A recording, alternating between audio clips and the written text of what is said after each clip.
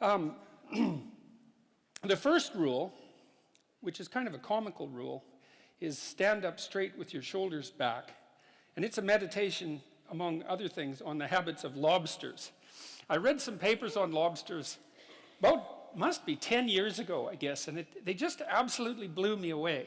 And one of the things I've really loved about being a psychologist, and there's many things, but I've really loved psychoanalytic theory and the great clinicians, the behaviorists as well. I mean, Freud, Jung, Adler, Carl Rogers, Abraham Maslow, the behaviorists like Skinner and the cognitive behaviorists. I mean, I've learned a tremendous amount from reading the clinicians. And so if any of you are interested in psychology, I would really recommend reading the great clinicians, because you learn so much about life. It's crazy by reading them. So that's been fun. But then on the entirely other end of the spectrum, where I've learned most about psychology, is from the really low, what would you call them, the really science-oriented animal behaviorists. That's where they turned into the neuroscientists, right? They were the animal behaviorists, first of all, and then they turned into the neuroscientists. And I've learned a tremendous amount from them. They're such clear thinkers. The best of the bunch, I think, there's two of them. One named Jeffrey Gray, who wrote a book called The Neuropsychology of Anxiety, which is just a deadly book. It's impossible to read. It takes like 6 months to read it, because I think he read like 1,800 papers to write it or something like that. And he actually read them. That's the cool thing. And he understood them, which is really something. And then there's another guy named Jaak Panksepp, who wrote a book called Affective Neuroscience, which outlines his studies, for example, of rats. He was the guy who learned that rats laugh if you tickle them with the end of a pencil eraser, but they laugh ultrasonically like bats. So you have to slow down the ultrasonic vocalization before you can hear them giggle. And you'd think, why the hell would you spend your time tickling rats with a pencil and making them laugh? But see, what he demonstrated there was that there was a play circuit in mammals, that there's a psychobiological basis for rough and tumble play, for example. It's a bloody big deal, you know, discovering a whole new circuit in the brain. That's like discovering a continent. It's Nobel Prize winning stuff. And Panksepp's Affective Neuroscience, I would highly recommend that. So there's this other book I know about too, which is 12 Rules for Life, which you could also look into if you want.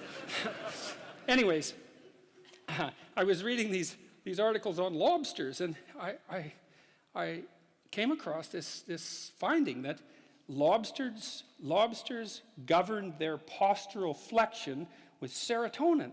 And I thought, God, that's so interesting. It's so flexion is to stand up straight. Eh? I thought, wow, that's so interesting, because, you know, depressed people crouch over. I wonder if there's any link between those two things. And then I went and read a whole pile of papers on lobster and lobster neurochemistry. Lobster neurochemistry is actually quite well understood, because they have a fairly simple nervous system, right?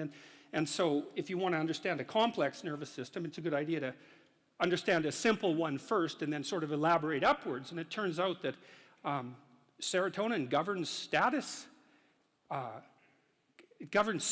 emotional regulation, and posture in lobsters, just like it does in human beings. And so that just blew me away. And so one thing that chapter 1 is about is the fact that if a lobster is defeated in a dominance battle, you can give it essentially antidepressants, and it will fight again. And that just blew me away. You know, it's so remarkable, because one of the things it tells you is that, so if you're imagine that you could be lobster top dog or bottom dog. Imagine there's 10 strata in the lobster hierarchy. So you could be number 1, right, top lobster, number 10, bottom lobster.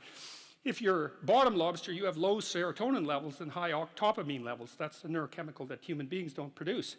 And if you're a top lobster, you have high serotonin levels and low octopamine levels. And you can move a lobster in its dominance hierarchy by moderating its levels of serotonin. And I thought, that's so interesting, because what it means is that the counter that keeps track of our status, and we have a counter in a sense in our minds that keeps track of our status, is 1/3 of a billion years old. And what that also means is that the idea of the hierarchy, let's call it a dominance hierarchy, because within lobsters it's kind of like a physical prowess hierarchy, something like that. The idea of the hierarchy is at least 350 million years old.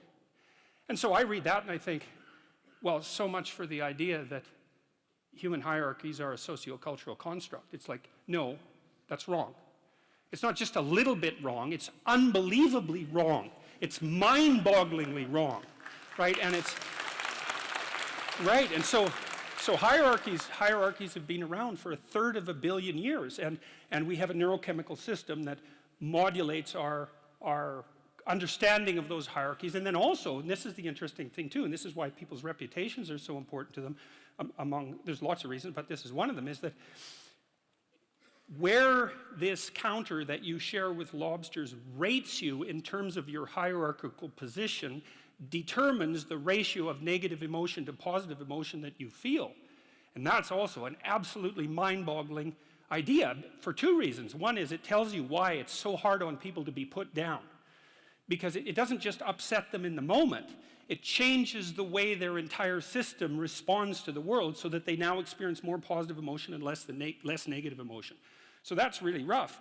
And then there's a corollary to that too, which is like, there's a very tight relationship between your belief system and your dominance hierarchy position. It's complicated, but it's worth going through. Like, let's say that, so I have a certain amount of status as a professor, and I have the, let's call it the what would you say? I've been granted the entitlement to a certain position in a social hierarchy. Now, the question is, why do I have a valid claim to that position? And the answer, hypothetically, is because I know enough so that my claim to the position is valid. So then if you stand up in the audience and challenge my beliefs and show that I'm wrong, you might say, well, I get upset because I'm wrong, but the more accurate reason that I get upset is because you're indicating to the crowd that my position in the hierarchy of authority is invalid. And by doing that, you lower me in the hierarchy and you mess around with the neurochemical systems that are regulating my emotions. And so if you're interested, at least in part, in why people are so prone to defend themselves and their beliefs in the service of their position, then that's why. And so that's a great example of how you can learn these unbelievable things by stumbling across a rather obscure biological fact. It just what would you say? It's like a series of dominoes. And that's also why biological facts are so useful. It's like, we don't have to argue about whether or not social hierarchies, as I said, or hierarchies are social constructs. A given hierarchy is influenced in its structure by sociocultural conditioning, let's say, but the fact of the hierarchy, so like the part of your brain that detects and regulates your response to hierarchies is older than the part of your brain that recognizes trees. Like, it's old. It's really, really fundamental. And so, and almost all social animals organize themselves in hierarchies, because now the other thing that chapter 1 is a bit of a meditation on what might constitute a hierarchy. One of my business colleagues, a former student of mine from Harvard, very, very smart guy. He's got a graduate degree in engineering from MIT and a PhD in psychology from Harvard, so there's like one of him in the whole world. And he's a very smart guy. And he helped me design the self-authoring suite, by the way, and he's been working for about 20 years on that. That's a suite of programs that helps people write about their lives and straighten them out. He told me to stop using the word dominance hierarchy. And he said the reason for that was that it was infested with Marxist presuppositions. And it really bothered me when he first said that, because I've been using the word for years, dominance hierarchy. He said, we had a discussion about that. He said, well, it's predicated on the idea that you climb up the hierarchy, human hierarchy, as a consequence of the expression of power. It's like, that's wrong. You climb up valid hierarchies as a consequence of the expression of competence.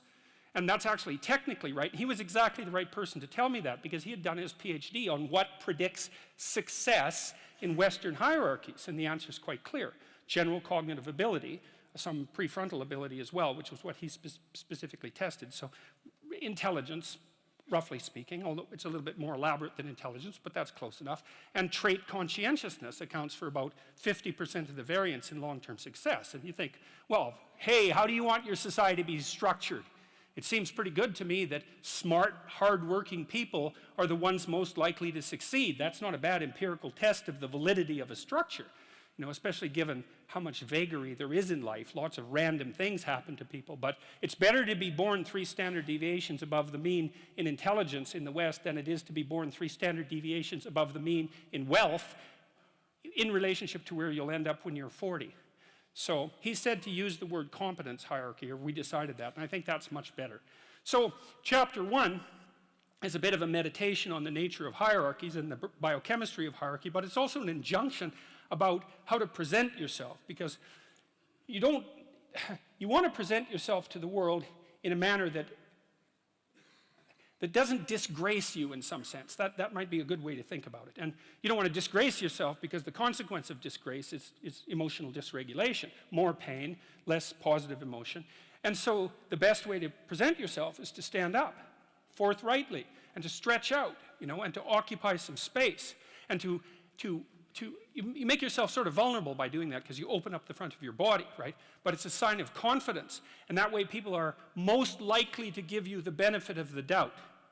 And that's a good way to start regulating your mood. But not only does it directly regulate your mood to stand up, because it's so tightly associated, like postural flexion is associated with serotonin and emotional regulation, but also because if you straighten up and you present yourself in that manner, then other people are more likely to take you seriously.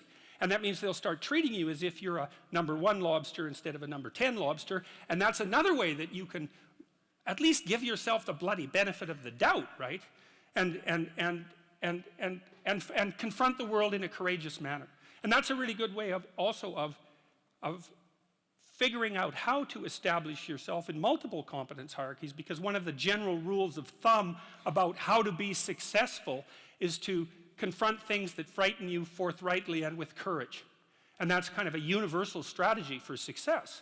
And so that's what the first chapter is about. So that's quite fun. My graduate students, I told them these lobster stories. My graduate students, when we used to go out for breakfast, and they were a very competitive bunch, very fractious and witty, and they were always trying to get one over on each other, and making some witty put down or something like that. And it got to the point in the restaurants where they'd put their claws in the air and click like this when they, you know, got one over on one of their colleagues, which was very peculiar and strange and very funny as well.